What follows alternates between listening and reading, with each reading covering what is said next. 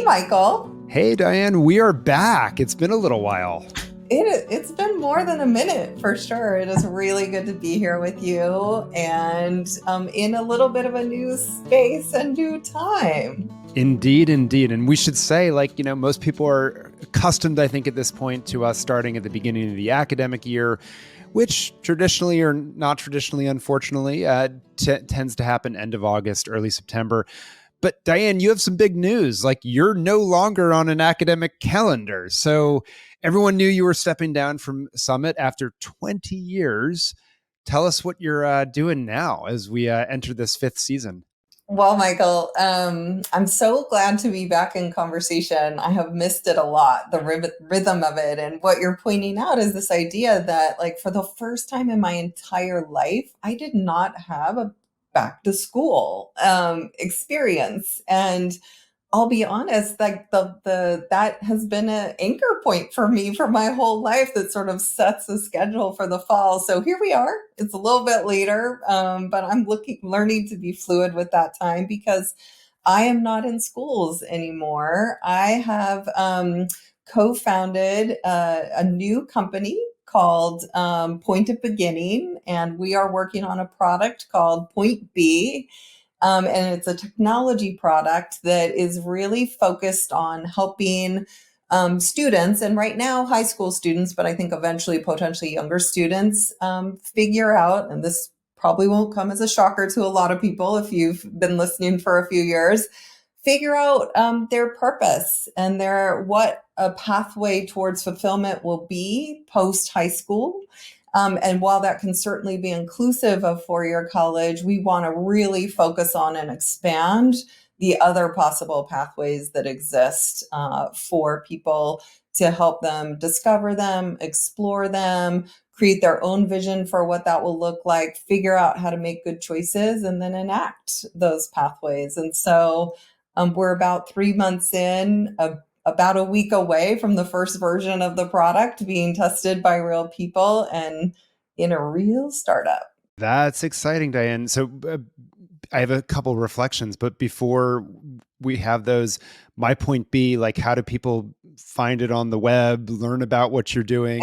I assume there's going to be some schools that are like, do we get to sign up so our students can use this? Yeah. Well, it's super early, but you can always reach out to me. You can find us on the web at mypointb.org, and you can start to check out what's happening there, sign up for updates if you're interested, and of course reach out to me. We want to work with anyone and everyone, and so if this is an area of interest or passion, I hope you will reach out. And I hope we're going to get a lot of opportunities to sort of touch on these subjects that are so fascinating over the course of this season, Michael, because I do think this season's a little bit different. I think we're going to do some throwbacks to season one, but also a little bit different. So do you want to just talk a little bit about what's happening? I will say off the top, one of the things that's different is we will have video this year. I missed that memo, so you can see I didn't really dress up for you today, but I'll try to look better going forward. But what else is different? Yeah, no, I'm glad you prompted us on that, because folks who have been listening to this for now in our fifth season are going to say, gee, there's some differences that I noticed. One, we're on video. We're coming to you from the Future of Education channel, but all that means is that you can find us in more places. So it's still class disrupted, still Diane and Michael having conversations, although we're going to have a lot more guests helping us drive the conversations this particular year. We'll get more to that in a little bit. But the Future of Education, as you know, is this other conversations that I started a few years back. And it's something that broadcasts on Market Scale. It broadcasts on YouTube. It broadcasts through my Substack newsletter. But if you've been listening to us through the 74, if you've been listening to us through wherever you listen to podcasts, whether that's Apple, Google, whatever, Spotify, I don't know where else people listen to podcasts, Diane, but those are some of the big ones, right? You can still do that. You still find us at Class Disrupted. Nothing has changed on that front. It's just a few other avenues for us to get to connect with listeners and hopefully get some feedback, get some conversations started, because we are all about listening and trying to find different pathways through education. And what I love about what you're doing at My Point B is, to me, it touches on what I think is increasingly people are recognizing is like one of the central issues of education, which is it's not just the academic knowledge and skills. Yes, those are important, but they need to be in fulfillment of something. And we have left a generation of individuals at the moment without having a real sense of purpose. And I think it shows up in our mental health stats. I think it shows up in the challenges we have around post-secondary completion. I think it shows up in the challenges we have for employers to find employees that are psyched to be there and ready to be productive and contribute.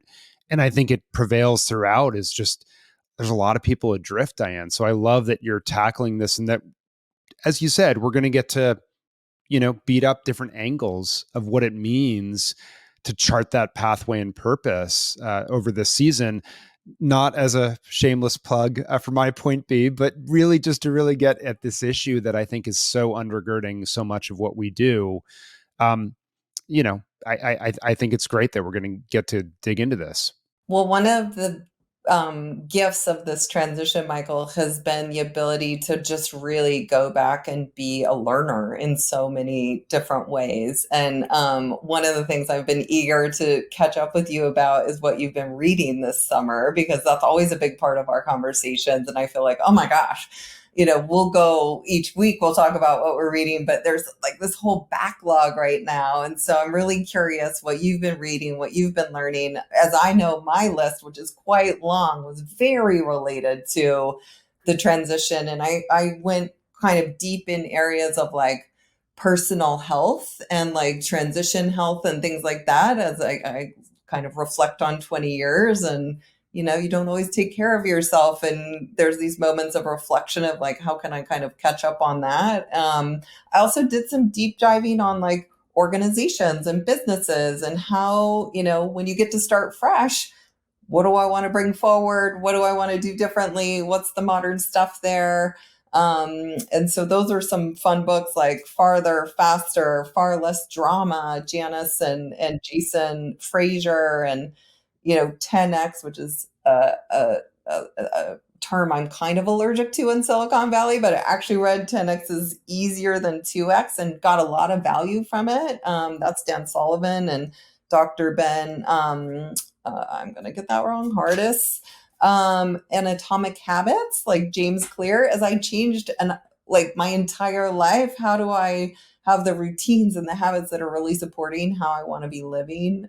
And then some other, I finally felt like in a place where I could kind of reflect on the pandemic. And so the Premonition, Michael Lewis, which is like, oh, wow, fast-paced and fascinating and a story I wish I had known all these seasons, quite frankly. So that was really interesting.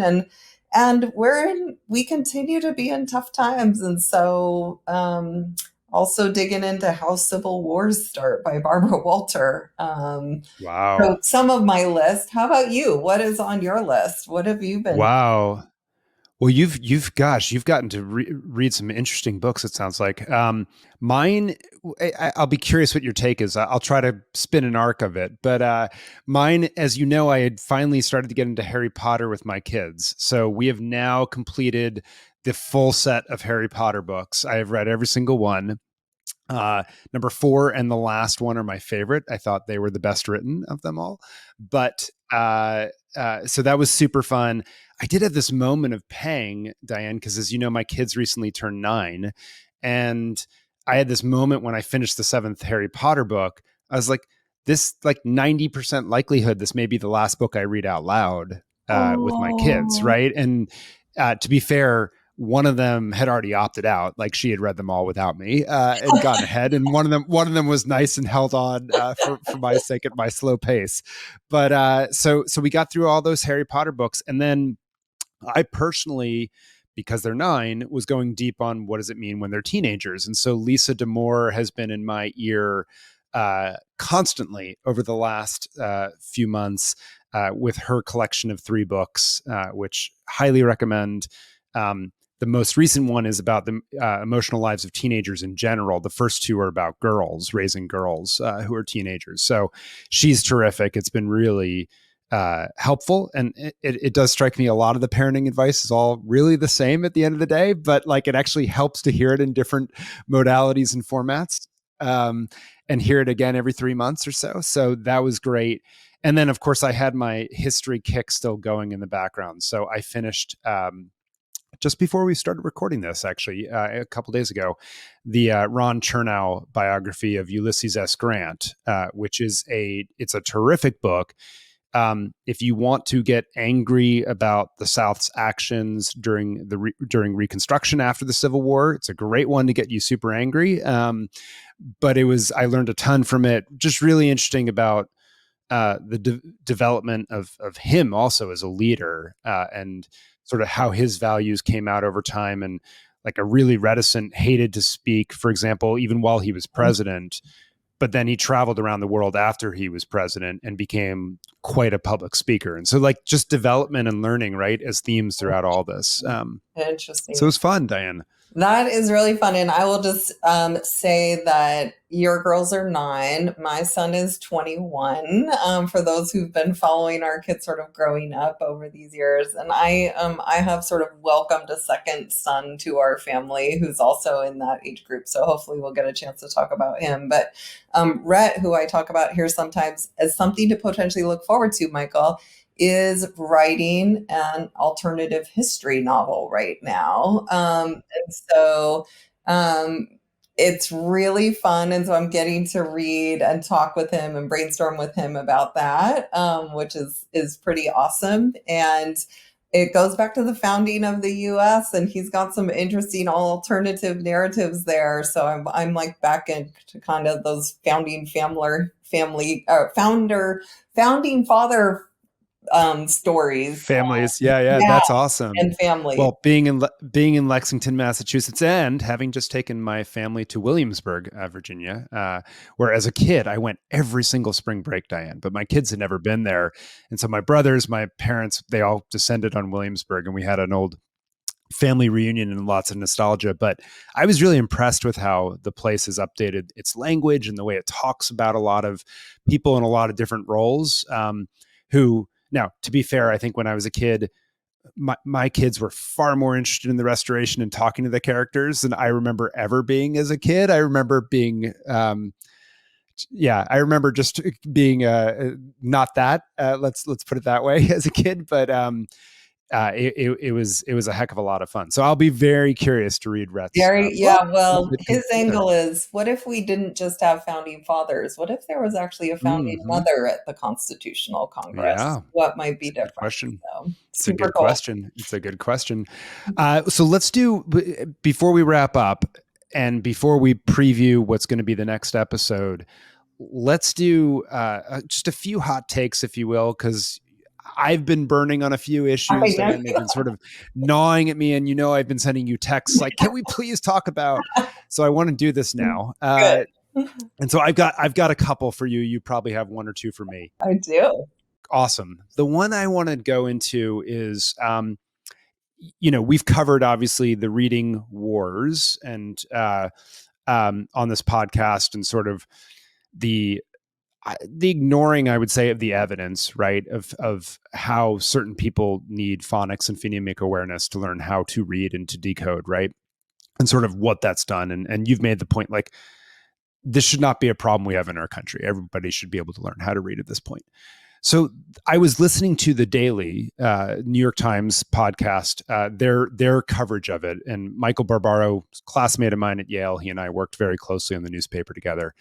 And so I was listening to his version of sort of about Lucy Caulkins and sort of the history behind that and things of that nature. And what occurred to me was, like, she and Fountainus and Pinnell and like all those people, they really, messed people up with this, the 3 queuing method and all these things that sort of gave short shrift to teaching people to really learn how to decode.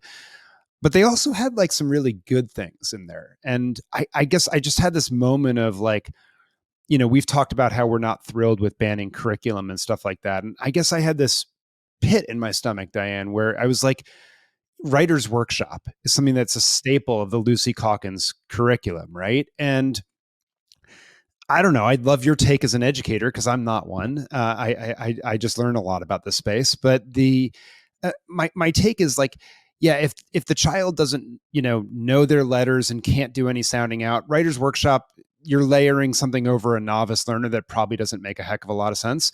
But like once you have any ability to decode and doing stuff, even if it's not spelled right, I think there's probably a lot of value in having writers workshop to be able to, like, the purpose of writing is right. And to be able to spin these stories or respond to prompts or react to things that you've read aloud in class or whatever else. And like the discussion format of the writer's workshop and the ability to edit your peers' work and like things of that nature. It strikes me, Diane, that that's something like we really wouldn't want to throw out the baby with the bathwater there. But I'm just sort of curious. Maybe I'm wrong. Maybe Writer's Workshop is like this terrible thing, and I'm just not understanding. No, I have gotten a lot of joy up from the passion of your texts that have been coming through over the summer about this. So it's so fun to be back in conversation. Here's what I would say. And as a former English teacher, as you know, um, generally higher level, middle and high school, but I was a reading instructor too for, preschool through adults for a period of time. And this is where nuance is so important. And when we get into these battles and these wars, we lose the nuance and we do throw the baby out with the bathwater. As an English teacher, writers' workshops are among one of the most powerful tools and activities you can use, I believe. And I think most, great English teachers believe that too and use them incredibly well, even with younger children, as you're talking about. And so, what I hope does not happen is that people just hear anything that's been associated with, these non-scientific methods and ban them, if you will. And I think this connects to another thing you've been talking about, which is like jargon in our work and how we use it. So you'll get to that in a moment. But no, writers' workshops enable the practice of an extraordinary suite of skills that are really important that even young kids can start to practice. And it's a tool that can be used all the way up. I mean, it is all the way up into professional circles. And so we should most certainly hold on to writers' workshops. We should know what we're doing. We should be, critical and disciplined and apply the science and all of those things, but they should not be banned. For sure. Okay. All right. Well, I feel a little bit better. You have a hot take first before I go on my second one of jargon? Well, I mean, here's what the conversation that's happening everywhere I turn right now in my networks and communities. And that is that, the data is going to come out. We're going to see yet another year of, I believe, decline in four-year college enrollment. And so that's several years. And we're not seeing the bounce back that I think people thought would happen after COVID. There's a bigger trend that is at play here. And I think what I'm hearing is people who, like me, who've spent the last 20 years really focused on, four-year college for all kids, they know that this has to be questioned, that this is maybe not the strategy for everyone going forward. We need to be thinking about different pathways. They know it's fraught. They don't even know how to talk to their communities about it. I keep hearing people are like, I don't know how to start that conversation, let alone do something about it. And of course, my worry is that we have to be doing something right now. And if we can't even talk about it, there is an issue. So this is top of mind for me, and I think has huge implications for high schools for sure in America, which we've been pounding away for years now about how they need to be redesigned. There's a lot of stuff going on out there. It's a really interesting moment in time. Yeah, that's super interesting. Just a quick reflection on it is, um, I, I was talking to Scott Pulsifer recently, the president of Western Governors University. And for those that don't know, it's an online competency-based university. And as he likes to say, we didn't invent competency-based education. No, you didn't. But I think they're the first players to do so at such scale that they do. And they had 230,000 enrollments in the last academic year that just completed, Diane. And they now have, I'm going to mess this up, but it's like 340 or 350,000 alums in their 23-year history. And just to put that in perspective, Harvard University has 400,000 alums. So, right. And it was interesting because so they're an online competency based institution, $4,000 for every 6 months. So low cost. Students complete the bachelor's in average 2.5 years. And he was just saying, like, for the learners that come to them, which historically were adult learners, but increasingly, by the way, now 12%, I think, of their population, something like that, is 18 to 24 year Yeah. olds. So it's Yeah. changing, right? He said for them, education is not the end. It No. is a means to a better life, Yeah. right? And so I guess that's my reflection there is like, I think part of starting that conversation is like, what's the end? What are you trying to prepare for?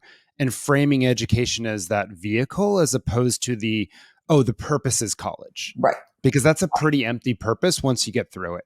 Right. Right. And what we've all discovered, or Yeah. are Yeah. discovering. Yeah, certainly. Yeah. Lots on that one to dig in over the course of the year. We're going to revisit that a few times, I Yeah. suspect. All right, last one for me. You alluded to it a moment ago, which is jargon, and it comes directly out of this though conversation of the reading instruction and things of that nature.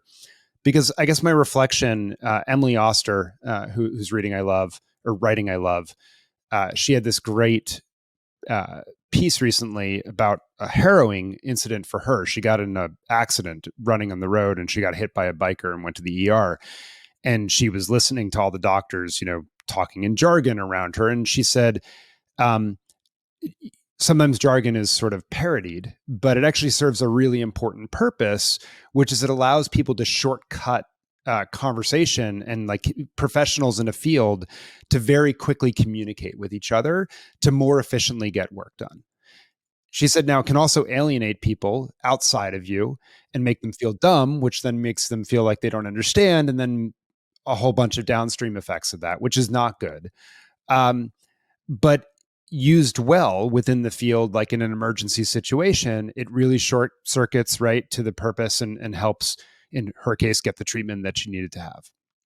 And so I guess my reflection was we also have a lot of jargon in education. And I think the reading wars in quotes, I can do this now because people can see me in video.